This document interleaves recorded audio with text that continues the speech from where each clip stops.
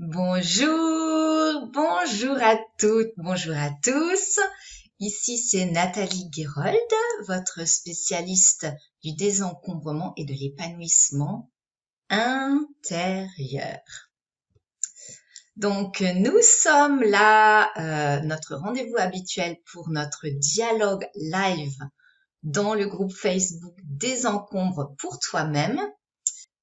Pour l'heure, j'aimerais vous demander un petit peu d'aide, à savoir si vous êtes là, confirmez-moi que le son et l'image sont bons. Et puis, vous pouvez directement me donner vos inspirations sur notre thématique du jour, qui en l'occurrence est désencombrer sa tête, ses pensées, son mental, son cerveau. Qu'est-ce que ça vous évoque? Est-ce que vous avez déjà essayé ça? Est-ce que vous vous rendez compte que votre cerveau est encombré?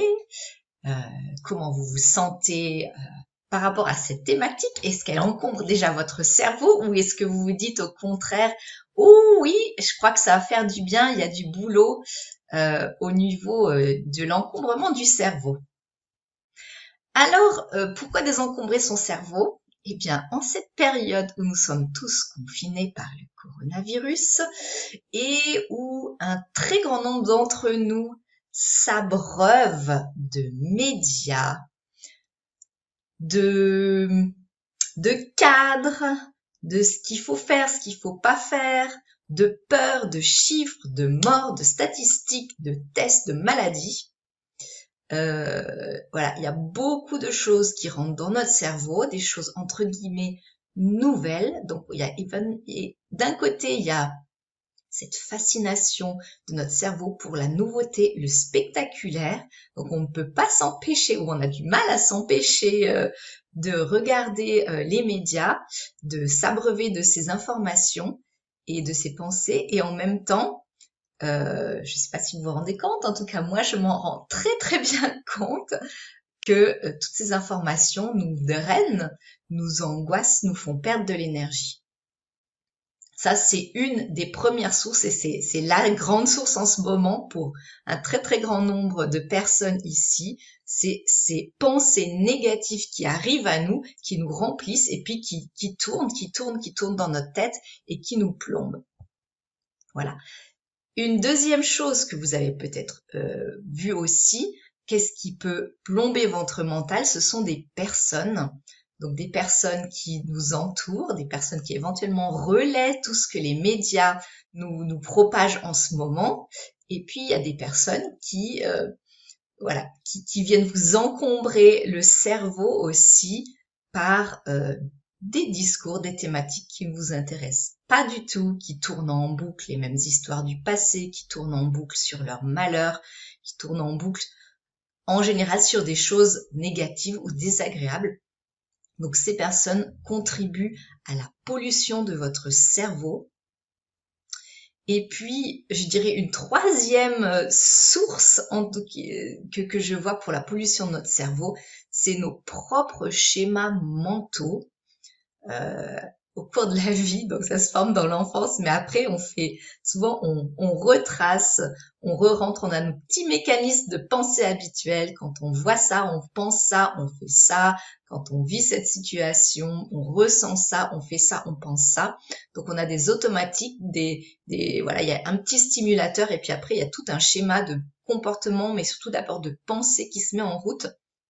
Et ces schémas, il arrive bien souvent que c'est des schémas qui sont pas forcément constructifs pour nous et qui nous plombent. Et donc c'est du bazar. Pour moi, je vois ça comme du bazar et de l'encombrement dans notre cerveau, des schémas qui fait qu'on rumine pendant des heures, des jours sur une même idée, sur une même problématique. Donc ces schémas de ruminement, ces schémas de se plaindre, voilà, il y a des pensées puis des comportements qui vont avec, et ça c'est des schémas qui sont à l'intérieur de nous.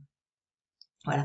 Alors qu'est-ce que ça a par rapport à ces sources d'encombrement mental? Qu'est-ce que ça a comme conséquence, comme effet sur notre vie? Je dirais que ça a déjà des conséquences au niveau de nos émotions. Donc ça nous tire dans les émotions négatives, ça nous tire, ça réveille nos peurs, ça réveille des dépressions, ça réveille la tristesse. Et bien entendu, ça c'est les grandes familles, ça réveille des hontes éventuellement, c'est des grandes familles d'émotions désagréables qui se déclinent sous de multiples variantes.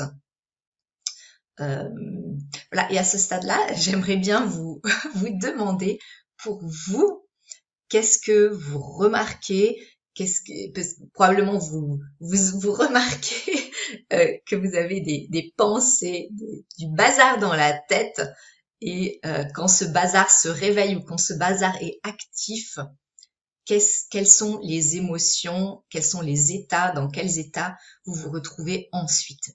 Donc, les effets quand on a ce bazar dans la tête, les effets sont donc ces émotions qui nous tirent vers le bas, ces émotions désagréables. Et puis, souvent, il y a aussi les comportements qui en découlent. Donc, je dirais, il y a le cheminement classique, pensée, émotion, comportement. Et ces comportements, c'est souvent des comportements qui ne sont pas constructifs pour nous, des comportements saboteurs vers l'intérieur ou vers l'extérieur. Donc, tout ce qui est du genre, voilà, on a peur, on se met dans une attitude de contrôle, on essaye d'exercer de la pression sur les autres parce que c'est notre façon de gérer notre peur. On croit qu'on a une partie de nous croit qu'en faisant pression sur les autres pour ceci ou cela, notre peur ira mieux. En fait, c'est une illusion, c'est un comportement, voilà, on voit bien que même s'il y a parfois à court terme, ça marche, à moyen ou à long terme, ça ne marche pas du tout. Nos peurs sont toujours là et la situation s'est pas forcément améliorée.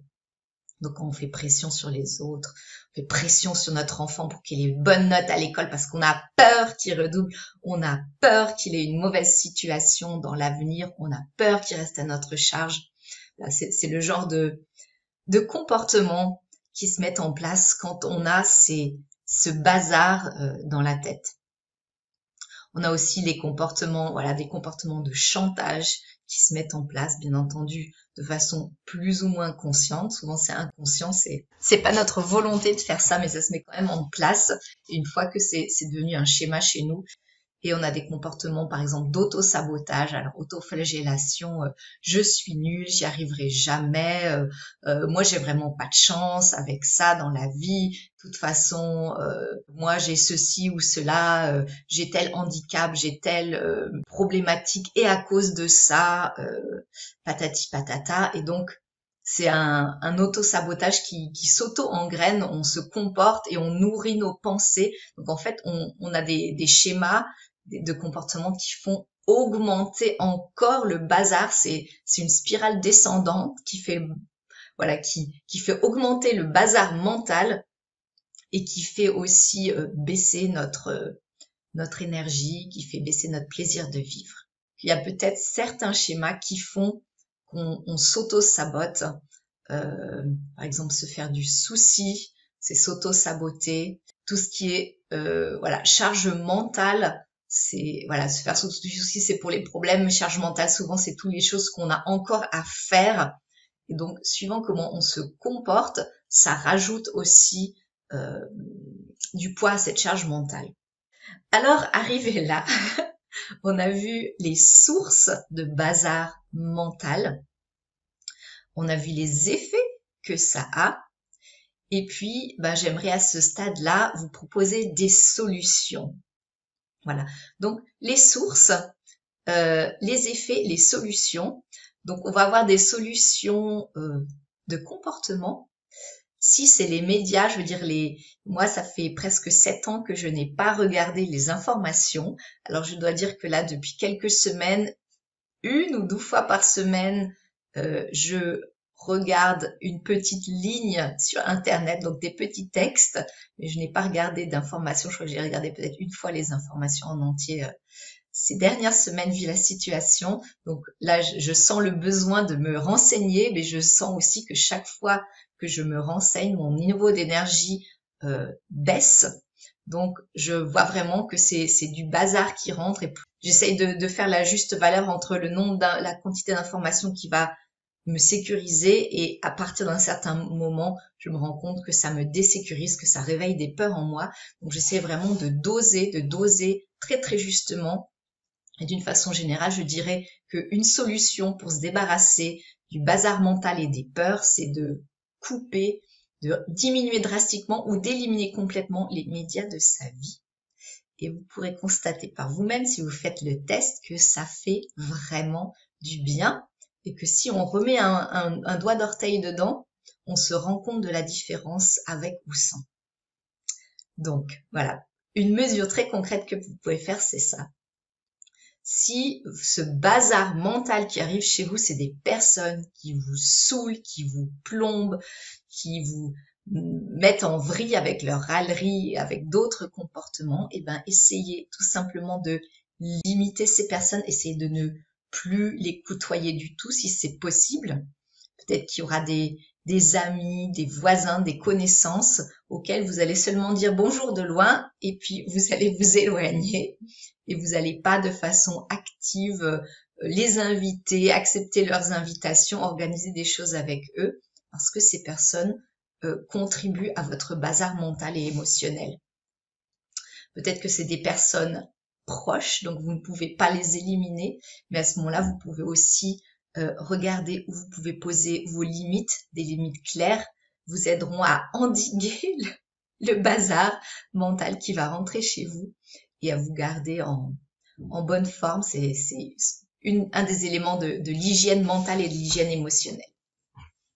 Voilà, donc les médias, les personnes, et puis vos comportements. Et donc après, on en vient au travail personnel, au travail intérieur. Qu'est-ce que vous pouvez faire?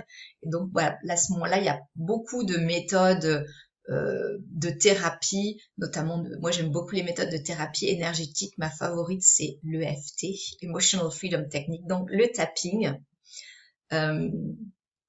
Si vous ne connaissez pas le tapping, je vous propose de nous rejoindre mercredi prochain pour une séance pratique de désencombrement.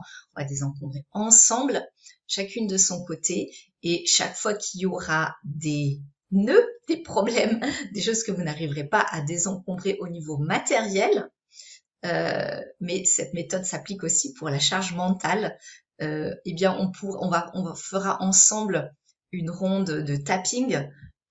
Comme ça, vous pourrez le tester par vous-même, voir ce que ça fait. En tout cas, moi, depuis que je connais cette méthode, depuis maintenant 6 ans, je la trouve formidable. Et donc, plus je la connais, plus je l'utilise, puis elle me fait du bien. Donc ça, c'est une possibilité. Hein. Donc, l'EFT, la communication non violente est également une méthode qui permet de faire descendre, d'apaiser le bazar mental et émotionnel. The Work, le travail selon Byron Katie, c'est aussi une méthode que j'aime beaucoup, qui permet complètement de désactiver les petits schémas de pensée, les comportements, nos automatismes de pensée, de comportement. Très, très, très grande valeur.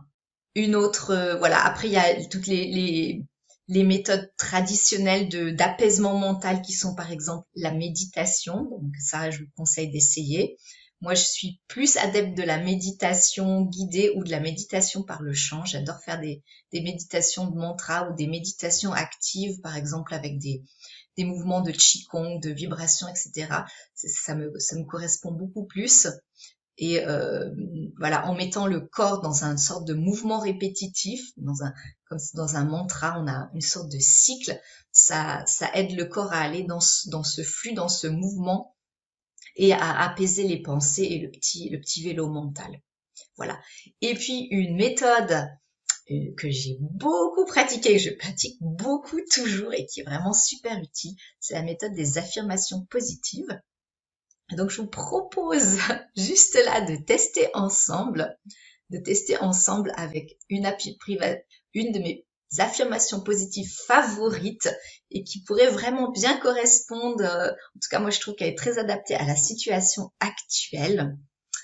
C'est une affirmation de Susan Jeffers, l'auteur du best-seller Trembler mais oser, Feel the fear and do it anyway. Donc, Susan Jeffers nous dit en anglais, Whatever life hands me, I'll handle it I'll learn from it, I'll grow from it, I'll make it a triumph. En français dans le texte. Quoi que la vie me réserve, j'apprendrai, je grandirai. Quoi que la vie me réserve, je ferai face, j'apprendrai, je grandirai et j'en ferai un triomphe. Voilà. Donc, je vous propose de se répéter, de vous répéter cette affirmation.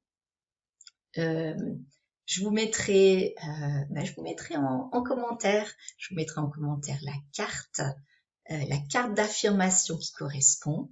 Si vous voulez découvrir d'autres affirmations, comment les utiliser, comment construire vos propres affirmations, celles qui vous correspondent, et comment les rendre actives dans votre vie, notamment grâce aux cartes Vitamo, bien, contactez-moi ou venez participer justement à notre prochaine session de désencombrement pratique mercredi prochain. Je vous mets le lien pour vous inscrire. Nombre de places limitées et contribution libre. Et on fera une pratique d'affirmation positive. Quoi que la vie me réserve, je ferai face. J'apprendrai, je grandirai, j'en ferai un triomphe. Je vous souhaite une magnifique journée à toutes. Au revoir, tchuss.